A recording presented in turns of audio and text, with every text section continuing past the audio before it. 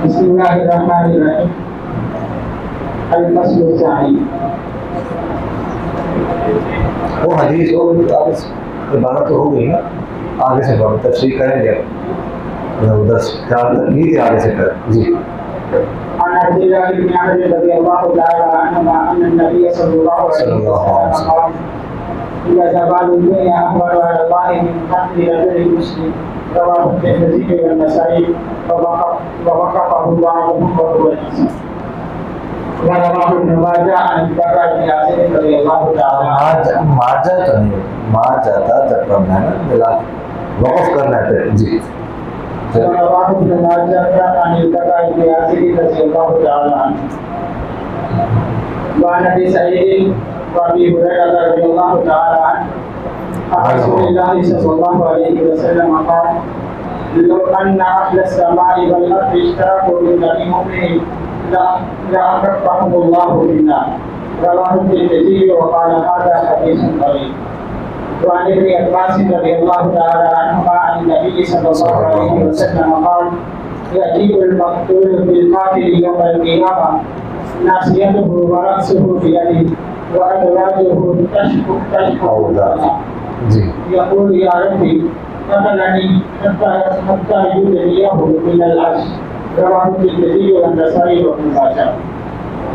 وعن ابي امامه بن سهل بن حنيف رضي الله تعالى عنه ان عثمان بن عفان اشرف يوم الدار فقال: انشدهم بالله اتعلمون ان رسول الله صلى الله عليه وسلم قال: لا يحل دم امرئ مسلم الا باحدى ثلاث: زنا بعد احسان او كفر بعد اسلام أو قتل نفس بغير حق فقتل به. فوالله ما زنيت في جاهلية ولا إسلام ولم تركت منذ بايعت رسول الله صلى الله عليه وسلم ولا قتلت النفس التي حرم الله فبما تقتلونني. رواه الترمذي والنسائي وابن ماجه وللدارمي لفظ الحديث.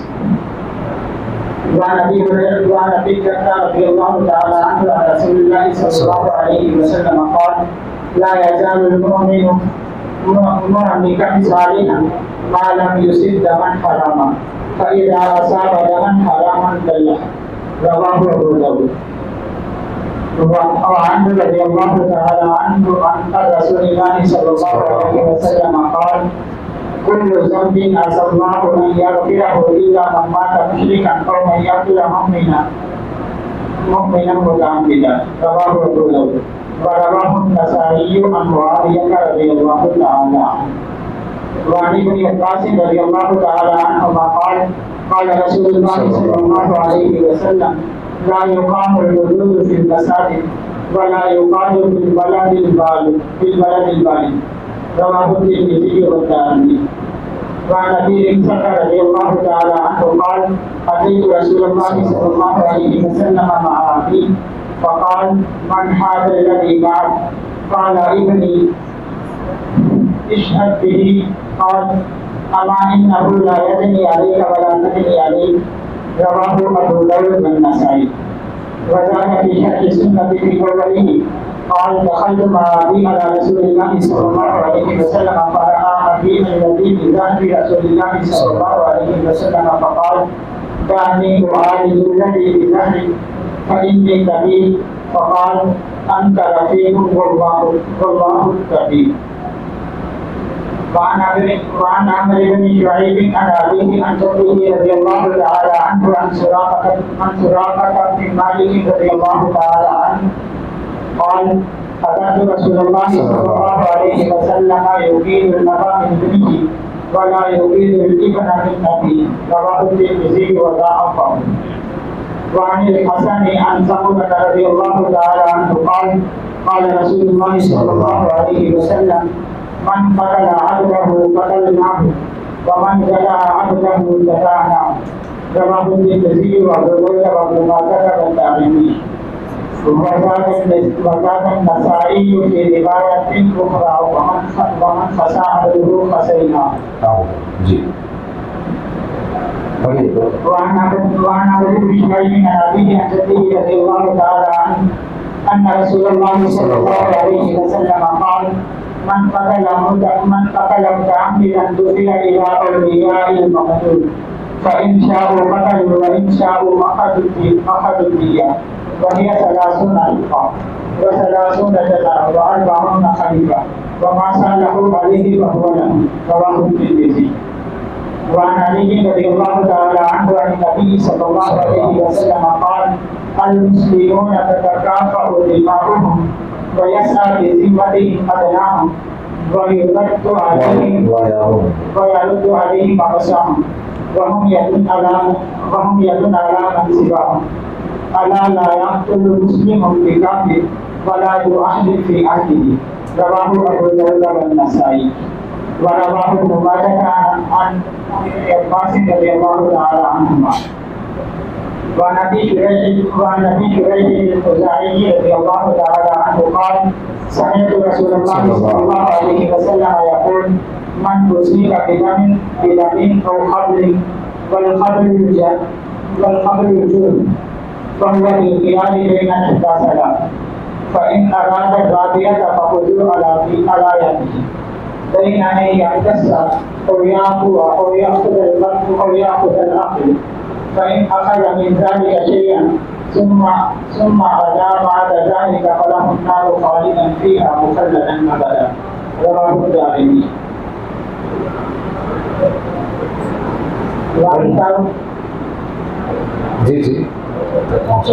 وعن طاووس عن ابن عباس رضي الله تعالى عنهما عن رسول الله صلى الله عليه وسلم قال من قتل في علمية في رمين يكون بينهم بالحجارة أو جلد بالثياب أو ضرب بعصا فهو خطأ وعقله عقل خطأ ومن قتل عمدا فهو قتل ومن حال دونه فعليه لعنة الله وغضبه لا يقبل منه صرف ولا عدل رواه أبو داود والنسائي. وعن جابر رضي الله تعالى عنهما قال رسول الله صلى الله عليه وسلم لا أوفي من قتل بعد أصل الدية رواه أبو داود. وعن أبي الدرداء رضي الله تعالى عنه قال سمعت رسول الله صلى الله عليه وسلم يقول ما من رجل يصاب بشيء في جسده فتصدق به إلا رفعه الله به درجة وحط عنه خطيئة رواه الترمذي وابن ماجه.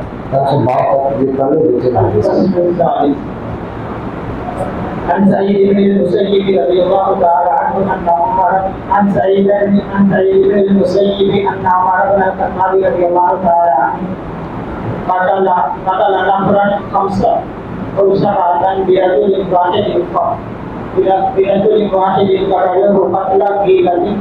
وقال عمر رضي الله تعالى عنه لو تملأ عليه أهل صنعاء لقتلهم جميعا رواه مالك.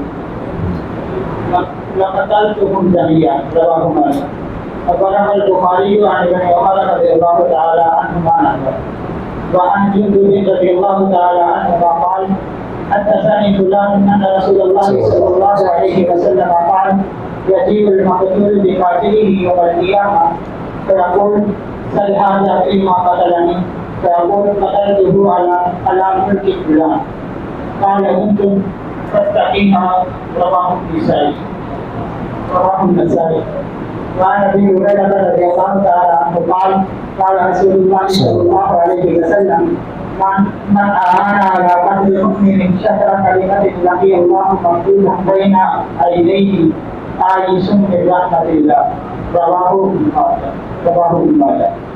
وعن ابن عمر رضي الله تعالى عنهما عن النبي صلى الله عليه وسلم قال إذا أمسك الرجل رجلا وقتله الآخر يقتل الذي قتل ويقتص الذي أمسك رواه الدارمي.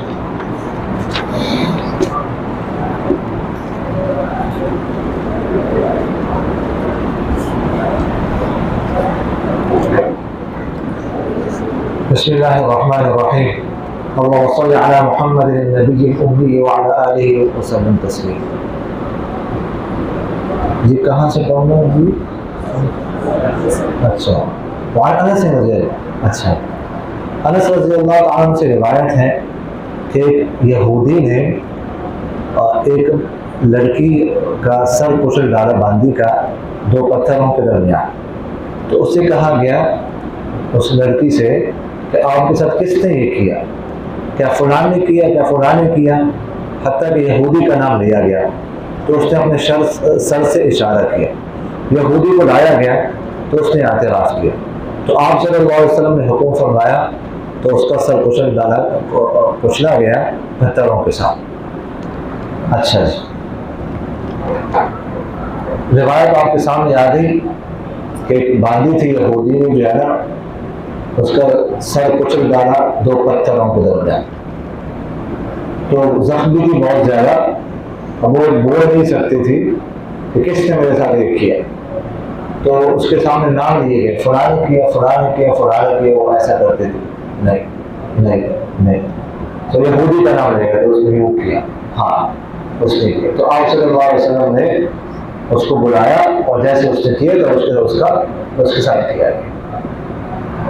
اب یہاں پر ایک مسئلہ ہے، یہ قتل بالمثقل جو ہے نا اس کا کیا ہوگا؟ کسی بھاری چیز کے ساتھ کسی کو قتل کر دینا، تو یہ قتل کی کون سی قسم ہے؟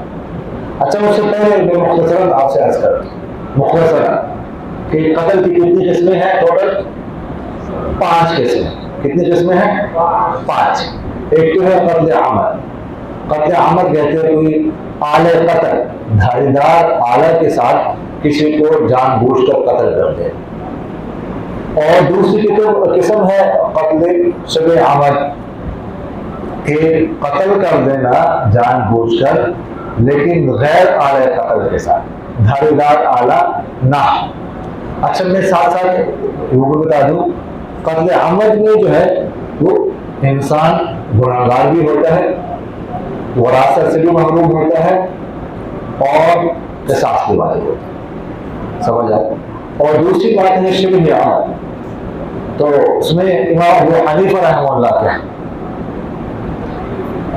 کے احناف کے ہاں قصاص نہیں، انسان گناہگار ہوتا ہے، وراثت سے محروم ہوتا ہے اور دیت ہوتی ہے جو عاقلہ ادا کرے. اور عاقلہ کسے کہتے ہیں؟ باب الدیات آ رہے ہیں کل، امید ہے پڑھ لیں تو وہاں انشاءاللہ پھر عاقلہ پر بات کریں گے. عاقلہ کسے کہتے ہیں اور آج کل عاقلہ کی تفصیل ہم کیا وضاحت کر سکتے ہیں. اور تیسری قسم جو ہے وہ قتل خطا ہے. قتل خطا کے اندر 2 قسمیں ہیں، ٹھیک ہے. ایک تو قتل خطا فی القصد ہے، یعنی نشانہ اس نے بنایا، وہ یہ سمجھ رہا تھا کہ یہ شکار ہے لیکن وہ انسان نکلا، تو اس نے وہ جو ارادہ کیا ہوا تھا اس میں اس سے خطا ہو.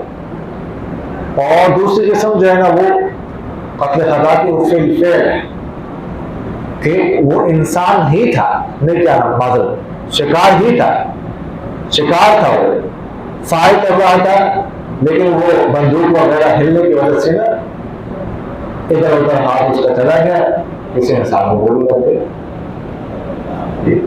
تو اس میں بھی انسان وراثت سے محروم ہوتا ہے، کفارہ اس پر ہوگا اور عاقلہ پر دیت ہوگی. گناہ نہیں ہوتا، غلطی ہو گئی. اور چوتھی قسم ہے جو جاری مجرا خطا ہے، جیسے کہ کوئی جو ہے نا چارپائی پہ بچہ سویا ہوا اس کے اوپر آ جائے. اکثر ہوتا ہے والدہ جو ہے نا کسی خاتون کی نیند گہری ہو تو بچے کے اوپر آ جاتی ہے، تو مسئلہ پوچھتے رہتے ہیں لوگ، تو جاری مجرا خطا ہے. اس میں بھی جو قاتل ہے وہ وراثت سے محروم ہو، کفارہ بھی دینا پڑے گا اور دیت بھی آ جائے. اور 5 قسم جو ہے وہ قتل بالتصبب ہے، کہ کسی اور کی زمین میں کسی نے کوئی کنواں وغیرہ کھدوایا اور پھر کوئی جا کے اس میں گھیر. تو یہ ہے اس کی 5 قسم. اب یہاں پر قتل بالمثقل کی بات ہم کر رہے تھے کہ یہ بھاری چیز کے ساتھ کسی کو قتل کیا جائے، جیسے اس باندی کے ساتھ کیا گیا، تو یہ کون سی قسم ہے؟ یہ قتل عمد ہے یا قتل شبہ عمد ہے؟ تو جمہور حضرات اور صاحبین بھی ان کے ساتھ ہیں. یہ فرماتے ہیں یہ قتل عمد ہے. اور قتل عمد میں کیا ہوتا ہے؟ قصاص واجب ہوتا ہے. امام ابو حنیفہ رحمہ اللہ فرماتے ہیں کہ قتل عمد نہیں، قتل شبہ عمد ہے. شبہ عمد میں قصاص واجب نہیں، دیت ہوتی. اچھا، ائمہ ثلاثہ اور صاحبین وہ اس حدیث سے استدلال کرتے ہیں کہ دیکھیں اس کے ساتھ جو ہے نا جیسے کیا گیا تھا تو اس سے بھی قصاص کیا گیا، اس یہودی سے اس کو قتل کیا گیا. اچھا، امام ابو حنیفہ رحمہ اللہ جو فصل ثانی کے حدیث ہے عن طاووس عن ابن عباس سے عن رسول اللہ صلی اللہ علیہ وسلم قال من قتل فی عنیتہ، حدیث نظر آ گئی، من قتل فی عنیتہ فی رمل یکون بینہ بالحجارۃ او جلد بالسیاط او ضرب بعصا. کہ عنیہ کہتے ہیں کہ اندر دھن جو ہے نا وہ پتھراؤ ہو رہا ہو، فائرنگ ہو رہی ہو فریقین کے درمیان، اس میں کوئی قتل ہو. تو ابھی فرماتے ہیں پتھروں کے ساتھ ہو، کوڑوں کے ساتھ ہو، لاٹھی کے ساتھ ہو، فهو خطأ وعقله عقل الخطأ، وہ خطا ہے اور اس کی دیت جو ہے وہ دیت کی خطا. امام ابو حنیفہ رحمہ اللہ اس سے استدلال فرماتے ہیں. تو اس کا جواب کیا ہے جو اس کے ساتھ کیا گیا؟ تو امام ابو حنیفہ رحمہ اللہ ایک جواب اس کا یہ دیتے ہیں کہ یہ سیاست پر محمول ہے، مطلب عبرت کے طور پر کہ ظلم کیا اس نے، وہ ایسا نہ کرے کہ بس ویسے بھی جو معافی ہے اور جو کرنا چاہے کر لے. تو قاضی کے پاس کچھ ثوابدید اختیارات ہوتے ہیں، تعزیرًا وہ کسی کو قتل بھی کر سکتا ہے. تو قاضی تھے آپ صلی اللہ علیہ وسلم، تو اپنے ثوابدید اختیارات کا استعمال کرتے ہوئے اس کو جو ہے وہ قتل کرنے کا حکم. یا ایک جواب یہ بھی دیا کہ ایک قطاع الطریق تھا، ٹھیک ہے، ایک قسم کا گویا کہ باغی تھا، تو اسی لیے جو ہے اس کے ساتھ ایسا کیا عبرت کے طور پر. یہ ایک مسئلہ ہی ہو. اسی میں دوسرا مسئلہ یہ ہے کہ جو قصاص لیا جائے گا تو قصاص میں مساوات ضروری ہے کہ نہیں؟ یعنی جس طرح اس نے قتل کیا کیا اسی طرح قتل کیا جائے گا؟ کیا اسے آلے سے قتل کیا جائے گا یا بس صرف قتل کرنا مقصود ہے؟ مطلب اگر اسے تلوار سے قتل کیا تو کیا تلوار سے قتل کیا جائے گا اسے، یا پتھر سے قتل کیا تو پتھر سے قتل کیا جائے گا، بندوق سے قتل کیا بندوق سے قتل کیا جائے گا کیا؟ تو یہ مسئلہ ہے. تو امام شافعی رحمہ اللہ، امام مالک رحمہ اللہ دونوں فرماتے ہیں کہ مساوات ضروری ہے، مساوات. جبکہ امام ابو حنیفہ رحمہ اللہ اور امام احمد بن حنبل رحمہ اللہ یہ دونوں حضرات فرماتے ہیں کہ نہیں، مساوات شرط نہیں، مساوات ضروری ہے، بس قصاص اسے دیا جائے گا، اسے قتل کیا جائے گا. تو امام شافعی، امام مالک رحمہ اللہ یہ حضرات اس روایت سے استدلال کرتے ہیں کہ جیسے اس نے کیا تھا اسی طرح اس کے ساتھ کیا گیا. جبکہ امام ابو حنیفہ، امام محمد احمد بن حنبل رحمہ اللہ یہ فرماتے ہیں کہ نہیں، یہ استدلال کرتے ہیں کہ آپ صلی اللہ علیہ وسلم نے فرمایا کہ لا قوة الا بالسیف، کہ نہیں ہے قصاص مگر تلوار کے ساتھ. تو باقی اس کا کیا جواب ہے؟ وہی پہلا جواب، یہ سیاست پر محمول ہے کہ عبرت کے طور پر جو ہے نا اس کو ایسا کیا گیا کہ آئندہ کو ایسا نہ. سمجھ آ گئی؟ آگے دیکھ لیجیے. فرماتے ہیں کہ ربیہ رضی اللہ عنہا نے، جو انس بن مالک رضی اللہ عنہ کی پھوپھی ہے، انہوں نے ایک لڑکی کی دان توڑ ڈالے سامنے والا انصار میں سے، تو وہ آپ صلی اللہ علیہ وسلم کے پاس آئے. تو آپ صلی اللہ علیہ وسلم نے قصاص کا حکم فرمایا. تو انس بن نضر رضی اللہ عنہ، جو انس بن مالک رضی اللہ عنہ کے چچا تھے، وہ کہنے لگے لا واللہ، نہیں اللہ کی قسم اس کے سامنے والے دانت نہیں توڑے جائیں گے، اس کی بہن تھی، اے اللہ کے رسول. تو آپ صلی اللہ علیہ وسلم نے ارشاد فرمایا اے انس، اللہ کی کتاب تو قصاص ہے، یعنی اللہ کی کتاب میں قصاص کا حکم ہے. تو لوگ راضی ہو گئے اور انہوں نے عرش قبول کیا، دیت قبول کی. تو آپ صلی اللہ علیہ وسلم نے ارشاد فرمایا کہ بے شک اللہ کے بندوں میں بعض ایسی بھی ہیں کہ اگر وہ قسم اٹھا لے اللہ کی تو اللہ تعالیٰ اس کو بری کر دیتے ہیں۔ اچھا، کچھ ناموں کی وضاحت ذہن میں رکھیے گا۔ انس بن مالک رضی اللہ تعالیٰ عنہ کو تو آپ جانتے ہیں، جو آپ صلی اللہ علیہ وسلم کے خادم تھے، اور 10 سال انہوں نے آپ صلی اللہ علیہ وسلم کی خدمت کی۔ 10 سال جب مدینہ منورہ میں آپ صلی اللہ علیہ وسلم نے ہجرت فرمائی تو ام سلیم رضی اللہ عنہا جن کی والدہ تھی، وہ اپنا بیٹا انس کو لے آئی۔ وہ کہنے لگے کہ میرے پاس اور کچھ نہیں ہے، ہمارے تعاون کر سکوں میں تو یہ میرا بچہ ہے، بیٹا ہے، آپ کی خدمت ہے۔ تو 10 سال کو فرماتے ہیں انس بن مالک رضی اللہ تعالیٰ عنہ کہ کبھی مجھے آپ صلی اللہ علیہ وسلم نے کسی کام کے بارے میں یہ نہیں فرمایا کہ تم نے کیوں نہیں کیا، یا کوئی کام میں نے کیا تو فرمایا کیوں کیا۔ 10 سال ایک بچہ کتنی شرارتیں کرتا ہے، کتنے غلط کام کرتا ہے، ہر بچہ کرتا ہے۔ ایک دفعہ آپ صلی اللہ علیہ وسلم کو بھیجا کسی کام کے لیے، باہر نکلے کھیلنے لگے، اور آپ صلی اللہ علیہ وسلم نے انتظار کرے کھیل، باہر نکلے اور کھیل، تو پیار کیا، غصہ نہیں کیا۔ تو خیر بہرحال ان کا نام بھی انس ہے، ان کے والد کا نام ہے مالک، اور ان کے چچا ہے ان کا نام بھی انس ہے، اور ان کے دادا کا نام ہے نضر۔ انس کے دادا کا نام کیا ہے؟ نضر، اور ربیہ ان کی پھوپھی ہے۔ تو اصل نام جو ہے نا انس بن مالک بن نضر، ٹھیک، اور ان کے چچا کا نام بھی انس ہے، تو وہ کیا ہو گئے؟ انس بن نضر۔ تو انس بن نضر ان کے چچا ہے، انس بن مالک یہ خود ہے، اور انس اور مالک کے بھائی، اور ان کی پھوپھی ہے ربیہ۔ سمجھ آ گئی؟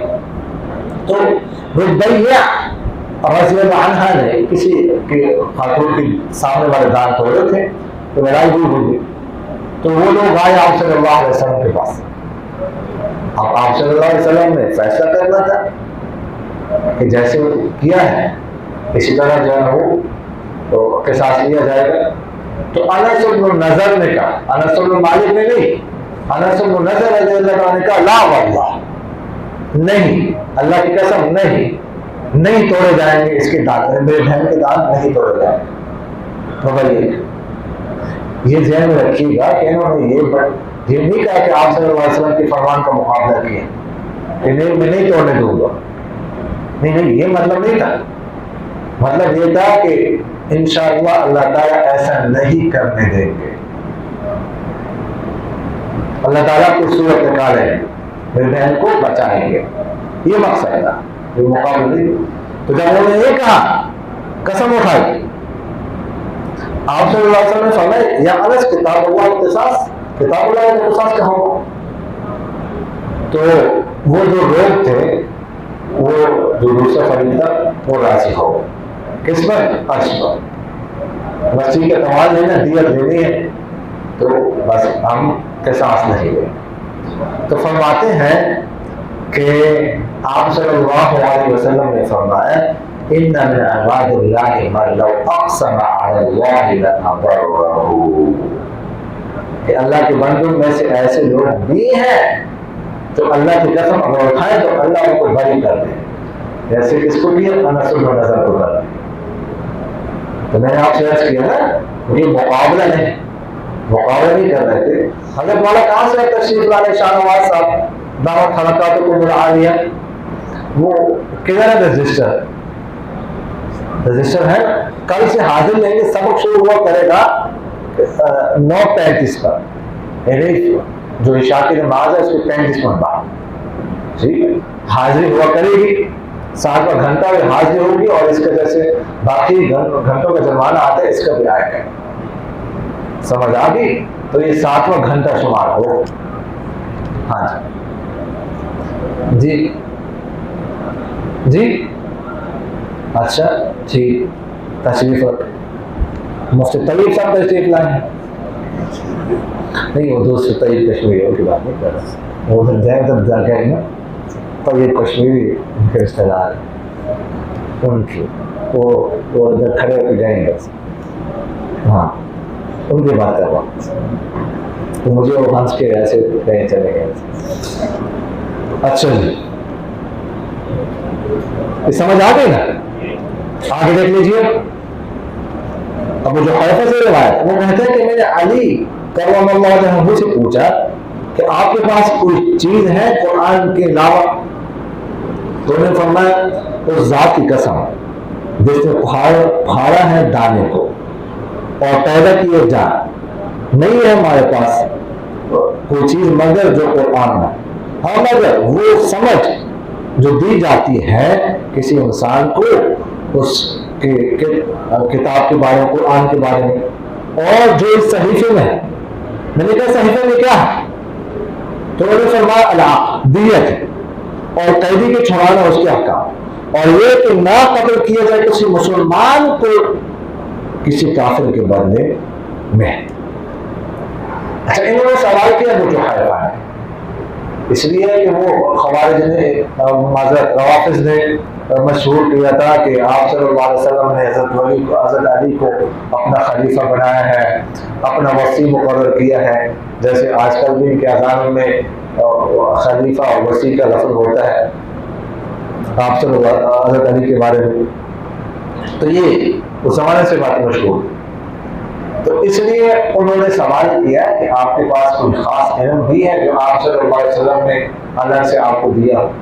بعض اوقات یہ بھی کہتے ہیں کہ 30 پارے، لیکن حضرت علی پر جو ہے وہ 40 پارے جو ان کو دیے گئے تھے، جس میں 10 پارے اہل بیت کے فضائل وغیرہ ذالک کا. خیر، تو اس وجہ سے انہوں نے سوال کیا. تو حضرت علی کرم اللہ وجہہ نے فرمایا کہ میں کچھ ایک صحیفہ میرے پاس ہے، ایک رجسٹر ہے میرے پاس چھوٹا سا، اس میں کچھ ہے آپ صلی اللہ علیہ وسلم نے کچھ مجھے بتایا. تو وہ کیا ہے؟ تو اس میں اگلا سوال تو دیت کے بارے میں، قیدی کو چھڑانے کے بارے میں ہے، اور یہ ہے کہ کسی مسلمان کو کسی کافر کے بدلے میں قتل نہیں کیا جائے. چلو خیر، باقی بات تو واضح ہے، لیکن اللہ یقتل مسلم بکافر، یہ بات جو ہے نا، یہ مسئلہ ہے اختلاف. دیکھیے گا، اس بات پر تو اتفاق ہے کہ اگر کسی مسلمان نے کسی حربی کو قتل کیا تو اس حربی کے بدلے میں اس مسلمان کو قتل نہیں کیا جائے گا. اس پر اتفاق ہے. ہاں، اگر کسی ذمہ نے کسی مسلمان کو قتل کر دیا، ٹھیک ہے، کیا نام ہے، کسی مسلمان نے کسی ذمہ کو قتل کر دیا تو اس کے بدلے میں اور مسلمان کو قتل کیا جائے گا کہ نہیں. تو اس حوالے سے اختلاف.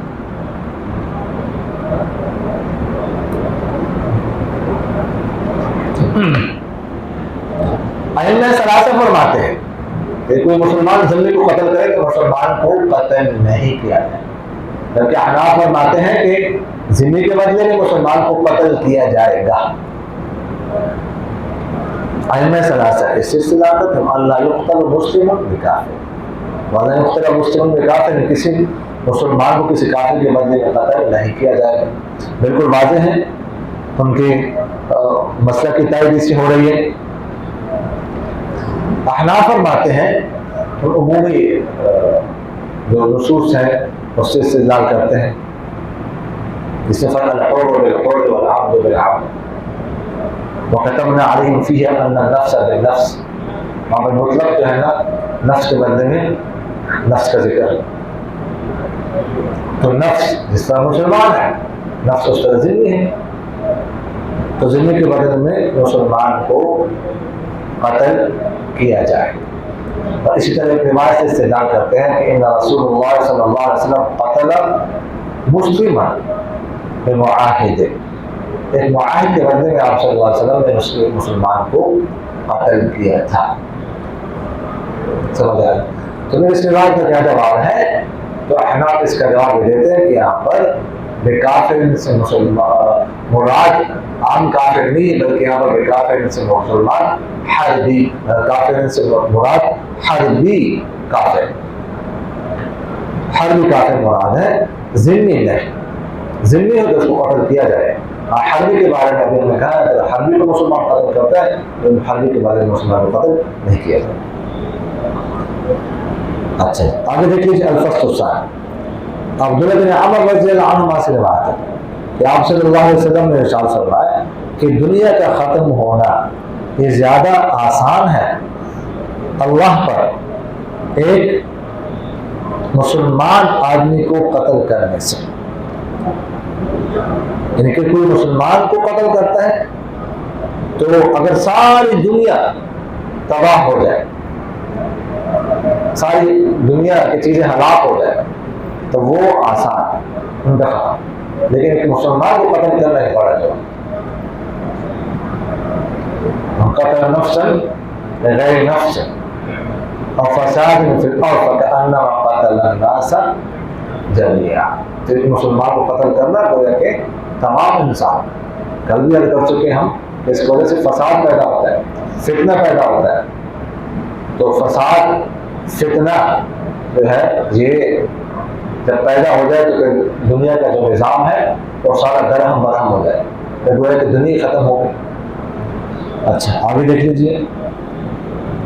ابو سعید اور ابو ہریرہ رضی اللہ تعالیٰ عنہما سے روایت ہے کہ آپ صلی اللہ علیہ وسلم سے نقل کرتے ہیں کہ اگر آسمان والے اور زمین والے شریک ہو جائے کسی مومن کے خون میں تو اللہ تعالیٰ ان سب کو اوندے میں ڈالے گا آگ میں.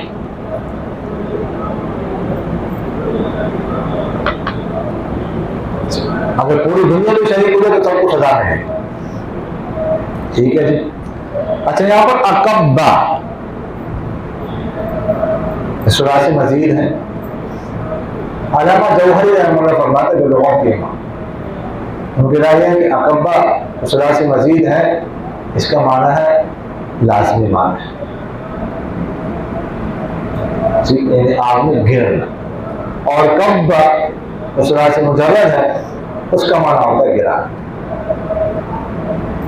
اور فرماتا ہے کہ یہاں پر کسی راوی سے جو ہے نا وہ صاحب جیسے میں کبہ تھا اس کو اقبہ کر دیا، ان کے رائے. لیکن باقی حضرات فرماتے ہیں کہ نہیں، اقبہ جو ہے نا وہ متعدی ہے اور کبہ لازم. اور ظاہر ہے کہ وہ ان کے رائے ہے، لیکن حدیث شریف جو ہے نا ہم اسی کو لیں گے.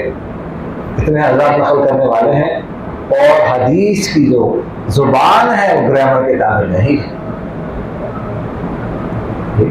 ویسے بھی زبان جو ہے نا وہ پہلے بنتی ہے اور گرامر بعد میں بنتی ہے.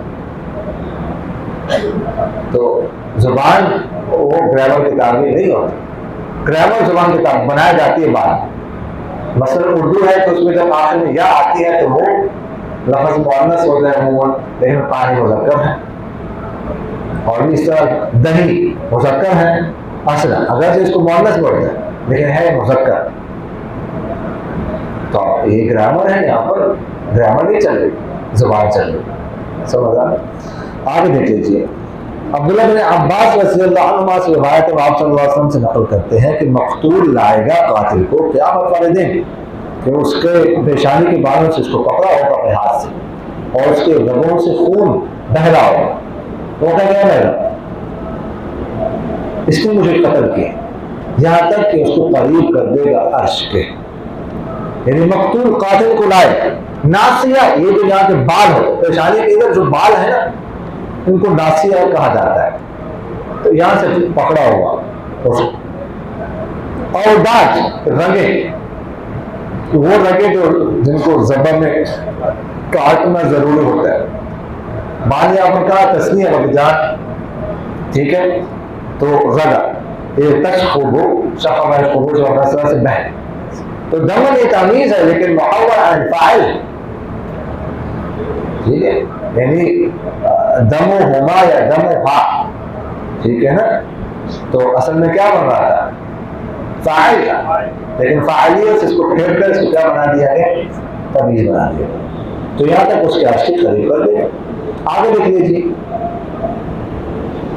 ابو امامہ بن سہل بن حنیف سے روایت ہے کہ عثمان بن عفان رضی اللہ عنہ اشرف یوم الدار، چھت کے اوپر چڑھے گھر کے دن اور کہا کہ میں تمہیں قسم دیتا ہوں اللہ کی، کیا تم جانتے ہو کہ آپ صلی اللہ علیہ وسلم نے فرمایا کہ نہیں ہے حلال کسی مسلمان آدمی کا خون مگر 3 باتوں میں سے ایک کے ساتھ، نکاح کے بعد زنا کر لے، یا اسلام کے بعد کفر لے آئے، یا کسی نفس کو بغیر حق قتل کر، تو اس کے ذریعے سے اس کے نفس کو قتل کیا جائے گا۔ اس اللہ کی قسم میں نے نہیں زنا کیا جاہلیت میں اور نہ اسلام، اور نہ میں مرتد ہوا جب سے میں نے آپ صلی اللہ علیہ وسلم کی بیعت کی، اور نہ میں نے کسی نفس کو قتل کیا، ایسے نفس کو جس کو اللہ تعالیٰ نے حرام کر دیا، تو کس وجہ سے تم مجھے قتل کرتے ہو؟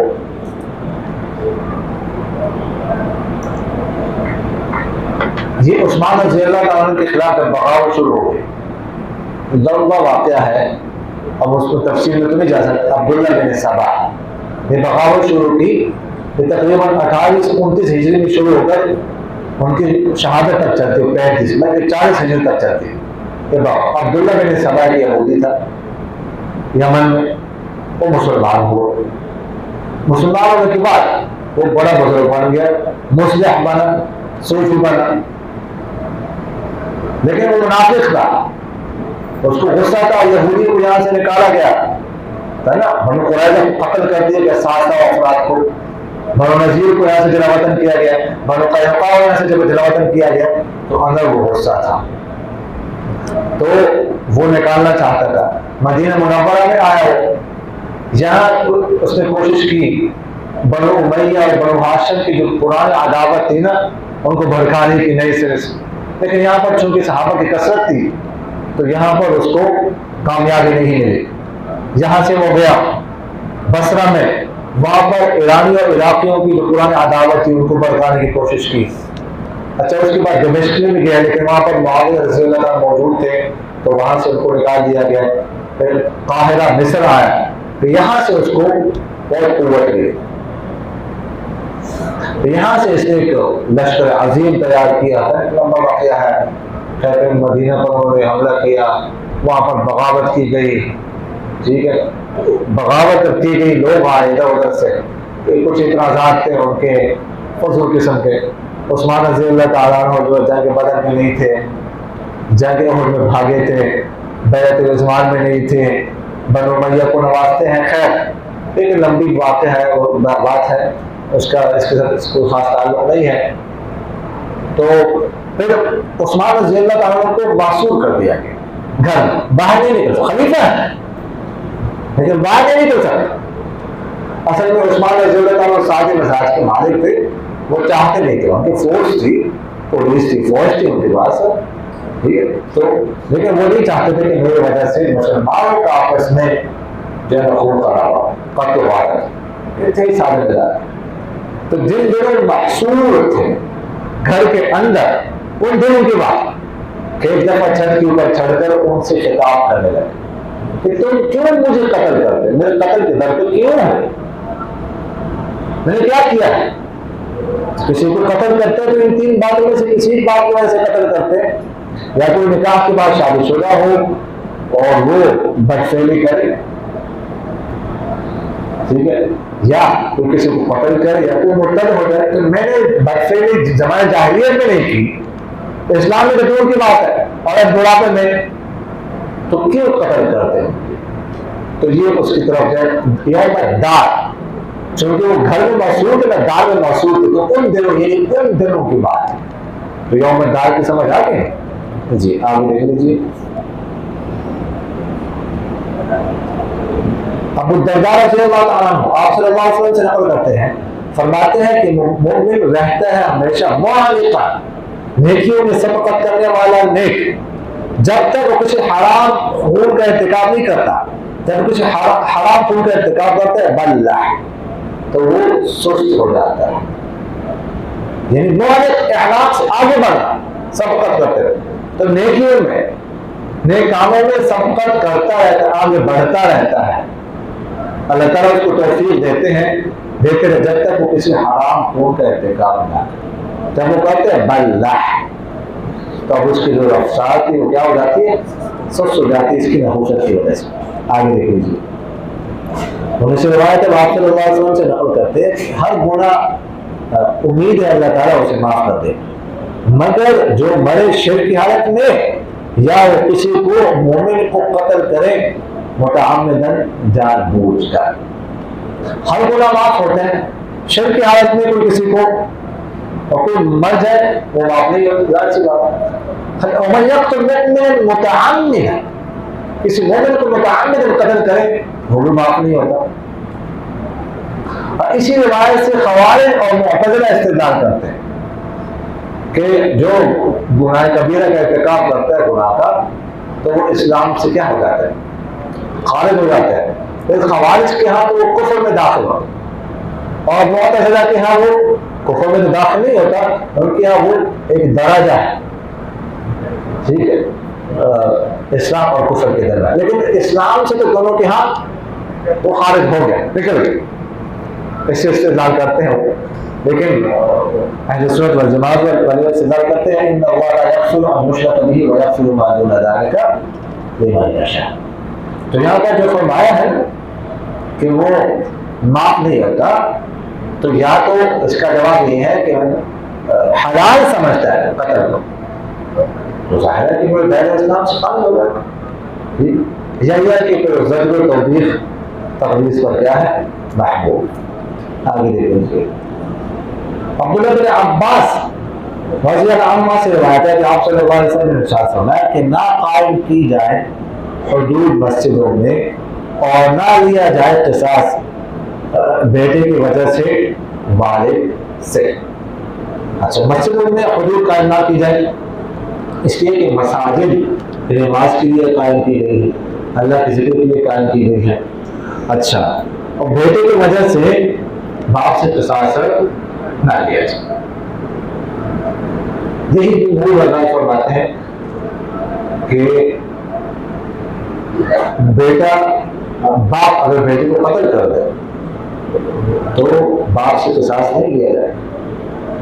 अलबत्ता इमाम मालिक रहमतुल्लाह फरमाते हैं सिर्फ इतनी सी बात कि अगर तो आम मुहम्मद तरीके के मुताबिक उसे कत्ल करते कोई फायर शार मार कर वगैरह ज़ालिका, फिर तो क़िसास नहीं लिया जाए। हाँ, अगर वो वहशी तौर पर ज़बह करके गला काट कर बाप बेटे को कत्ल करता है तो उस सूरत में फिर उससे क़िसास लिया जाए। बाकी अगर बेटा बाप को कत्ल करता है तो उससे क़िसास लिया जाए। एक आध हदीस छोड़कर उसकी भी नहीं है कि वहाँ जो है ना बाप से क़िसास नहीं लिया जाएगा। देखिए अबू हुरैरा रज़ियल्लाहु अन्हु फरमाते हैं कि आप सल्लल्लाहु अलैहि वसल्लम के पास आया अपने वालिद के साथ, तो आप सल्लल्लाहु अलैहि वसल्लम ने पूछा कि कौन है आपके साथ, तो उन्होंने कहा मेरा बेटा है, और मेरे वालिद ने फरमाया आप गवाह बने इसके बारे में। तो आप सल्लल्लाहु अलैहि वसल्लम ने फरमाया कि ये नहीं जिनायत कर सकता आपका, अपने गुनाह की वजह से अपने गुनाह में तो मुब्तला नहीं कर सकता, और ना तुम इसको जिनायत कर सकते हो, ना तुम इसको अपने गुनाह में मुब्तला कर सकते। अच्छा, मफहूम तो वाज़ेह है। अबू हुरैरा कहता है कि मैं वालिद के साथ गया तो वालिद आप सल्लल्लाहु अलैहि वसल्लम ने पूछा कि कौन है, तो मेरे वालिद ने फरमाया मेरा बेटा है और आप इसका गवाह हैं। असल मकसद ये था गवाह बनने का कि उनके वालिद ये कहना चाहते थे कि आप गवाह बने। एक ज़माने जाहिलियत की एक रस्म की तरफ इशारा, बंदे का कुछ बंद ज़माने जाहिलियत की एक रस्म की तरफ इशारा था। वो इशारा क्या था कि ज़माने जाहिलियत में ऐसा होता था, तो पुराने लड़के वो समझ गए कि मैंने क्या इशारा किया, और उसको पता चला कि जिसको मैंने कह दिया, समझ आ गई। हाँ, तो वो एक ये था कि उसमें ऐसा होता था कि बाप अगर कोई जिनायत करता, किसी को कत्ल करता, तो बेटे अगर बेटा मिल जाए तो उसको कत्ल करते थे, बेटा करता है तो बाप को कत्ल करते थे। जैसे आजकल कबाइल में ये चल रहा है, बाप की जगह पर बेटा, बेटे की जगह पर बाप, हत्ता कि खानदान के लोग कजन वगैरह को मारते हैं।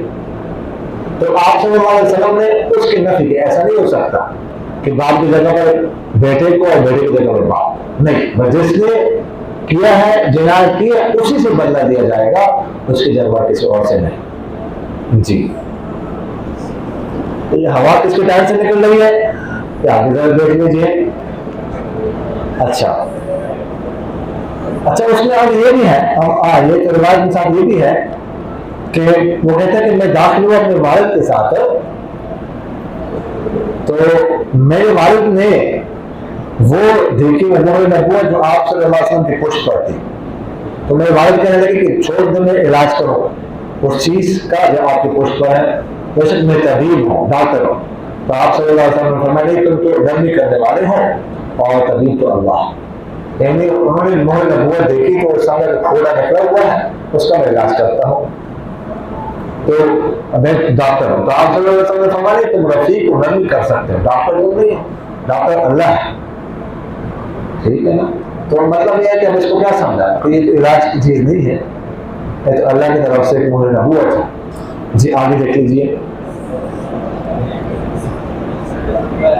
یہ میں نے تو ابھی سفر میں نہیں پڑھا والا کہ بھائی یہ استاد نے مجھے کہا ہے اسپیڈ لگانی ہے،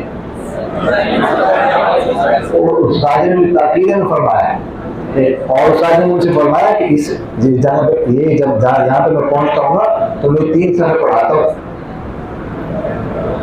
سمجھ آ گئی؟ مجھے استاد نے کہا چمٹنا نہیں کتاب کے ساتھ، اور آگے جا نہیں رہی، میں روز کوشش کرتا ہوں جاتے نہیں ہیں آگے، تو اس لیے چلو خیر زیادہ نہیں ہے، زیادہ صرف ترجمہ ہے، جہاں پہ اختلاف ہوتا ہے اور نہیں زیادہ نہیں۔ تو دیکھ لیجیے اگلی روایت میں سراقۃ بن مالک سے کہ آپ صلی اللہ علیہ وسلم کے پاس خدمت میں حاضر ہوا تو وہ احساس لے رہے تھے باپ کا بیٹے سے اور نہیں لیتے تھے بیٹے کا باپ سے، اس کی طرح میں نے اشارہ کر دیا۔ آگے دیکھیں اگلی روایت میں آپ صلی اللہ علیہ وسلم نے ارشاد فرمایا کہ جس نے اپنے غلام کو قتل کیا تو ہم اس کو قتل کریں گے، اور جس نے زخمی کے اپنے غلام کو کوئی اعضاء کاٹے تو ہم اس کے اعضاء کاٹیں گے۔ لیکن روایت میں آخر میں جس نے اپنے غلام کو خصی کیا تو ہم اس کو خصی کریں گے۔ اچھا جی، غلام کو قتل کیے تو ہم اسے قتل کریں گے۔ دیکھیں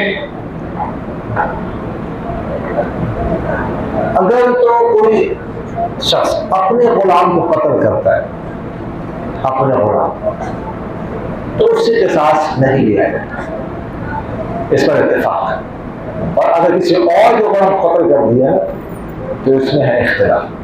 ائمہ ثلاثہ فرماتے ہیں کہ غلام کے بدلے میں آزاد سے قصاص نہیں لیا جائے، جبکہ امام ابو حنیفہ رحمہ اللہ فرماتے ہیں کہ نہیں، اس سے قصاص لیا جائے، اپنے غلام کے بارے میں تو نہیں لے جائے گا۔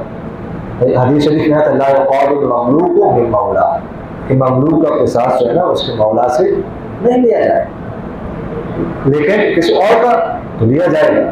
ائمہ ثلاثہ اس سے استدلال کرتے ہیں، احناف وہ عام روایت ہے النفس بالنفس والعین بالعین، اس سے استدلال کرتے ہیں، تو لہٰذا کسی اور کے غلام کو قتل کیا نا تو اس کو کیا کیا جائے گا؟ قتل کر دیا جائے گا۔ اچھا اس میں آخر میں دوسرا ہے کہ ومن جدع عبدہ جدعنا، کسی نے اعضاء کاٹے تو اس کے اعضاء کاٹیں گے۔ تو دیکھیں یہ اس کا کسی کو عمل نہیں ہے، اس سے بات کرو یہ اعضاء نہیں کاٹا جاتا، اس کا عرش لیا جاتا ہے، دیت لی جاتی ہے، ٹھیک ہے؟ تو یہاں پر اس کا ہم یہ کہہ سکتے ہیں کہ یا تو یہ سیاست پر معمول ہے یا پھر یہ حدیث کیا ہے؟ منسوخ۔ سمجھ آ گئی؟ آگے دیکھ لیجیے، آپ صلی اللہ علیہ وسلم نے ارشاد کیا کسی نے قصداً کسی کو قتل کیا تو اس کو حوالے کیا جائے گا مقتول کے وارث، اگر چاہے تو وہ قتل کر دے، اگر چاہے وہ دیت لے، اور یہ دیت ہے 30 حقے اور 30 جرائیں اور 40 حاملہ اونٹنیاں، اگر وہ مصالحت کر لے اس پر انہیں سے کم پر تو یہ بھی ان کے لیے جائز ہے۔ اچھا دیت مغلظہ، اور قصاص کو معاف کر دیا، دیت لیتے ہیں، اس کو دیت مغلظہ کہا جاتا ہے، آج باب دیات آ رہا ہے اس میں بتائیں گے۔ تو دیت مغلظہ کیا ہے؟ تو امام اچھا اس سے پہلے یہ آپ نا جانوروں کے عمروں کے بارے میں ذہن رکھیے گا۔ ایک ہے بنت مخاص، بنت مخاص کہتے ہیں وہ اونٹنی جو 1 سال کی اور دوسرے سال میں چل رہی ہو، اور بنت لبون 2 سال کی ہو اور تیسرے سال میں ہو، 2 سال کی ہو گئی مکم، تیسرے سال میں چل رہی، اور تیسرا حقہ ہے تو 3 سال کی ہو، چوتھے سال میں چل رہی، جزعہ ہے تو 4 سال کی ہو، 5ویں سال میں چل رہی ہو، سنیہ ہے جو 5 سال کی ہو چھٹے سال میں چل رہی ہے، رضاعی ہے، ٹھیک ہے، جو کیا نام ہے 6 سال کی ہو 7ویں سال کی، سدیس ہے جو 7 سال کی ہو 8ویں سال میں چل رہی، اس کے بازل ہے جو 9 سال کی ہو کتنی 8 سال کی ہو 9 سال میں چل رہی، اور مخلف ہے جو 9 سال کی ہو اور 10 سال۔ پھر آگے جو ہے نام نہیں ہے، مخلف و عامل، مخلف و عامین، یا بازل و عامل، بازل و عامین، اس طرح جو ہے نا وہ نام دیتے ہیں۔ تو دیت مغلظہ جو ہے وہ کیا ہے؟ تو امام شافعی رحمہ اللہ فرماتے ہیں کہ دیت مغلظہ یہی ہے جو آپ کے سامنے ہے کہ آپ صلی اللہ علیہ وسلم نے فرمایا 3 حقے، 30 حقے اور 30 جزائیں اور 40 حاملہ اونٹنی، جبکہ احناف فرماتے ہیں کہ دیت مغلظہ اثلاثۃ ارباع ہے، 25 بنت وقاص، 25 بنت لبون، 25 حقے اور 25 جزائیں۔ احناف اصل میں روایت کرتے ہیں سعید بن یزید رضی اللہ تعالیٰ کہ روایت میں ہے، وہ فرماتے ہیں کانت الدیۃ علی عہد رسول اللہ صلی اللہ علیہ وسلم ارباع، کہ آپ صلی اللہ علیہ وسلم کے زمانے میں دیت ارباع تھی، کیا تھی؟ ارباع تھی، یعنی 25 جزعۃ، 25 حقۃ، 25 بنت لبون، 25 بنت وقاص۔ تو احناف فرماتے ہیں کہ وہ روایت اس سے راجح، تو اس پر عمل کرتے ہیں، اس کو چھوڑ۔ علی رضی اللہ تعالیٰ عنہ صلی اللہ علیہ وسلم سے نقل فرماتے ہیں کہ مسلمان برابر ہیں، ان کی خون برابر ہے، ان میں سے جو ہے نا ذمہ کی کوشش کر سکتے ہیں ان میں سے ادنا، اور لٹائے گا ان میں سے دور والا، اور وہ ہاتھ ہے، ایک ہاتھ ہے ان کے ماں سوا، اور نہیں قتل کیا جائے کسی مسلمان کو کافر کے بدلے میں، اور نہ کسی ذمے کو اس کی ذمہ۔ اچھا فرماتے ہیں وَيَسْعَى بِذَمَّتِهِمْ أَدْنَىٰ، کیا مطلب؟ یعنی کوئی ادنا شخص کے اگر کسی کو پناہ دے دے نا، کوئی مسلمان غلام کیوں نہ ہو، اگر کسی کافر کو پناہ دے دی تو سب پر اس کی پابندی لا سکتے اور اسے کچھ نہیں کہہ سکتے۔ وَيَرُدُّ عَلَيْهِمْ أَقْصَاهُمْ، مطلب یہ ہے کہ اگر کوئی لشکر کسی حکمران نے بھیجا جہاد کے لیے، اور ایک چھوٹا سا لشکر انہوں نے کسی علاقے میں بھیجا، ٹھیک ہے، کسی بستی میں جنگ کرنے کے لیے، جہاد کے لیے، ان کو مال غنیمت ملا، تو مال غنیمت جو امیر ہے اس کو اٹھائیں گے۔ اب وہ نہیں ہے کہ یہ تو ہم نے کیا ہے بس یہ تقسیم کر دیں آپس میں، ایسا نہیں ہو سکتا، وہ دور ہے لیکن اس کو اٹھایا جائے گا، اور جو مال غنیمت کے احکام ہے اس پر لاگو ہو۔ اور فرمایا کہ ہاتھ ہے ماسوا، یعنی ایک دوسرے کا ساتھ دینا چاہیے، ایک دوسرے کی مدد کرنی چاہیے۔ فرماتے ہیں مشورہ خزاع کہ میں آپ صلی اللہ علیہ وسلم کو فرماتے ہوئے سنا کہ جس کو تکلیف دی جائے کسی خون کے ساتھ یا کسی زخم کے ساتھ، تو اس کو اختیار ہے 3 باتوں میں سے ایک، اگر اس نے چوتھی بات اختیار کر لی تو اس کا ہاتھ پکڑو، اس کے درمیان کہ وہ قصاص لے لے یا وہ معاف کر دے یا وہ دیت لے۔ فرماتے ہیں کہ اگر کسی نے ان میں سے کوئی چیز لی تو اس کے بعد حد سے تجاوز کیا تو اس کے لیے آگے ہمیشہ اس کو رہے گا۔ بات واضح ہے، آگے دیکھ لیجیے۔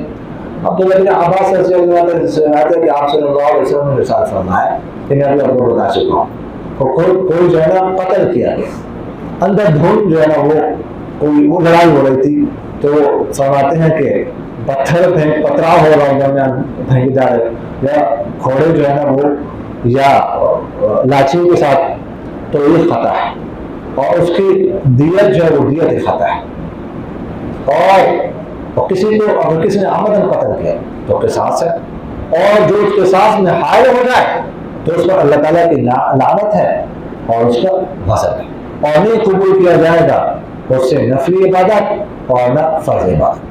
باقی تو حدیث واضح ہے، ومن حال دونہ، قصاص میں رکاوٹ بنتا ہے، قصاص جو ہے نا وہ نہیں ہونے دیتا، نہ قصاص لیا جائے اس سے، تو فرمایا اس وقت اللہ کی لعنت، اللہ کا غضب، اور اس سے فرمایا کہ نہ اس سے سرد قبول کیا جائے گا اور نہ عدل۔ سرد کا مطلب نفلی عبادت اور عدل کا مطلب فرض عبادت۔ اچھا یہ نا بعض اوقات اس طرح کے دو الفاظ ہوتے ہیں نا وہ معنی یاد نہیں رہتا، اس کا نمونہ کیا ہے؟ اتنا تو مطلب یاد ہوتا ہے کہ نفلی و فرضی، لیکن یہ نہیں یاد رہتا کہ یار اس میں کچھ کون سا نفل معنی ہے کون سا فرض۔ دوبارہ کرو، مکاء و تصدیہ، مکاء و تصدیہ، ٹھیک ہے۔ ایک کا مطلب شور کرنا، ایک کا مطلب ہے تالیاں بجانا، سیٹی بجانا شور کرنا، ایک ہے تالیاں بجانا۔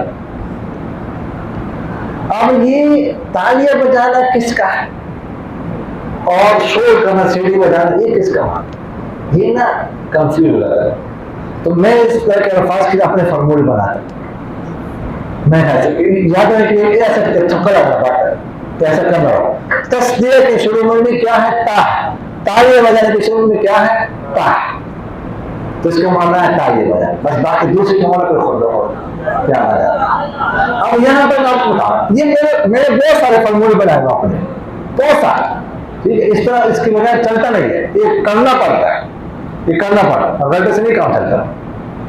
اب صرف سے مراد یہ بھی شروع میں پریشان رہتا ہے، اپنا میں فارمولہ بنایا، صرف میں بھی فا ہے، نفع میں بھی فا ہے، تو اس طرح یاد کریں۔ اور باقی کا معنی دیکھو دوسری کا معنی پتہ چلا کہ فرض، یا بعد نے کہا ہے یہاں پر کہ صرف سے مراد توبہ ہے اور عدل سے مراد کیا ہے؟ فدیہ ہے، یعنی کہ ایسا کوئی کرتا ہے تو اس کی کوئی عبادت بھی فلاح ہے، کوئی عبادت اس کی قبول نہیں کی جائے گی۔ جابر رضی اللہ تعالیٰ سے روایت ہے کہ آپ صلی اللہ علیہ وسلم نے کہا ہے کہ نہیں معاف کرو گناہ تو شخص کو جس نے دیت لینے کے بعد قتل کیا، دیت نہیں تو قتل کیا، واضح حدیث۔ ابو الدرداء رضی اللہ تعالیٰ سے روایت ہے کہ میں نے آپ صلی اللہ علیہ وسلم کو فرماتے ہوئے سنا کہ کوئی نہیں مسلمان، کوئی شخص ایسا نہیں کہ جس کو جو ہے نا وہ کوئی تکلیف دی جائے اس کے جسم میں پھر وہ صدقہ کرے مگر اللہ تعالیٰ جو ہے نا اس کا ایک درجہ بلند کرے گا، اس کا ایک گناہ معاف کرے گا۔ صدقے کی مراد مطلب کوئی تکلیف دی گئی، کوئی زخم پہنچایا گیا تو بجائے کہ وہ دیت لے وہ بدلہ لے اس نے معاف کر، تو جو معاف کرے گا تو اس کا ایک درجہ بلند ہوگا اور ایک اس کا گناہ معاف ہوگا۔ آگے نا تو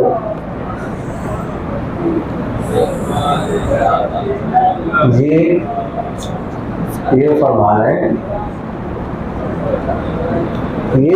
کہ استاد محترم سیاست کا مطلب سمجھ لیا، مہربانی فرما کا وضاحت فرمایا۔ سیاست کا مطلب یہ کہ لوگوں کو، میں نے اب سیاست کیا عبرت کے لیے کہ لوگوں کو عبرت ہو جائے، کہ مطلب یہ ہے کہ بس کچھ نہیں ہوتا تو پہنچاؤ نقصان، تو اس لیے قاضی کے پاس کوئی ثوابدیدی اختیارات ہوتے ہیں، عبرت کے لیے کوئی ایسا کرے نا تو جلال کے ساتھ بات کے لیے یہ فرمایا چھٹی کا ٹائم 10:15 پر چھٹی کا وقت ہے۔ یہ مطلب یہ ہے کہ یہ ہم اس کے پابند نہیں ہے نا، یہ بھی سبق کا وقت نہیں ہے، سبق کا وقت نہیں ہے تو صبح ہے۔ اللہ کے بندو آپ کو نہیں پتا کہ آج جمعہ والے دن کتنا مصروف رہتا صبح۔ اچھا میں رات 1 منٹ کے لیے نہیں سویا، اچھا آپ لوگوں نے محسوس کی آج میں کہنا کچھ طاقت تھا میری زبان سے کچھ اور نہیں کرتا، اچھا تھوڑا سا 5-5:30 گھنٹے سوئے، 10 بجے اٹھ کے جمعے کی تیاری کی، جمعے کے لیے گئے۔ اچھا جمعے کے بعد آیا ہوں تو میں نے 2-3 ویڈیو بنائی ہے وہ شرعی مسائل کی۔ اچھا بڑی مشکل سے اگر 1 گھنٹے کے لیے ایسے آنکھ بند کے اثر کے بعد اچھا درس قرآن ہوتا ہے وہ دیا ہے اور مغرب کے بعد، ٹھیک ہے، اور اس کے بعد جو ہے اس کی تیاری کی ہے، اس کا مطالعہ کیا ہے اور مسلسل اب سوربی اسباب پڑھانے ہیں، اس کا مطالعہ بھی کرنا ہے، تو اس لیے میں بالکل ذہن سمجھ نہیں آ رہی، ذہن ادھر ہو جائے منتشر، تو بہرحال کرنا پڑتا ہے، کیا کریں۔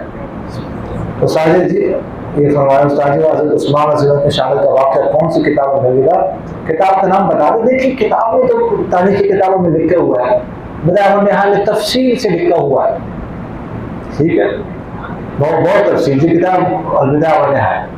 بدایع و نہایہ کو پڑھنے سے پہلے جو ہے نا ذہن منتشر نہ ہو، بدایع و نہایہ پڑھنے تو عمرو بن العاص رضی اللہ عنہ کو سبب بنایا ہے ان کی شہادت کا، ایک الگ واقعہ ہے، تو اس میں بھی لکھا ہوا، کتابوں میں لکھا ہوا، مطلب ہے کہ تاریخ اسلام میں ہے اس میں بھی، اور انہوں نے بہت اچھی بات تفصیل سے لکھا۔ تاریخ امت مجتمعی جو مولانا ریحان صاحب ہے دامت الرشید والے، جو ابھی آئی ہے کتاب، تاریخ بہت تفصیل سے اس پہ جو عبداللہ بن سبا کا तारा फितना तफसीली बात इस पे की, ये पढ़ बहुत तफसील से लिखा, बहुत अच्छा लिखा है, काफी ज़हन मुंतशिर होता है, वो साफ हो जाता है।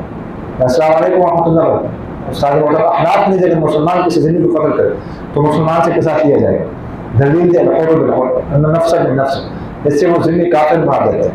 हालांकि इस आयत में ज़िंदगी काफिर या हरमी काफिर की कोई तस्वीर नहीं है, हाँ लेकिन बहरहाल इन तस्वीर के लिए जरूरत नहीं, नफ्स तो है ना, नफ्स है नफ्स, वो भी नफ्स है, ये भी नफ्स, तो इससे बड़ी वजह और क्या हो सकती है, वो भी नफस है, वो भी नफस है।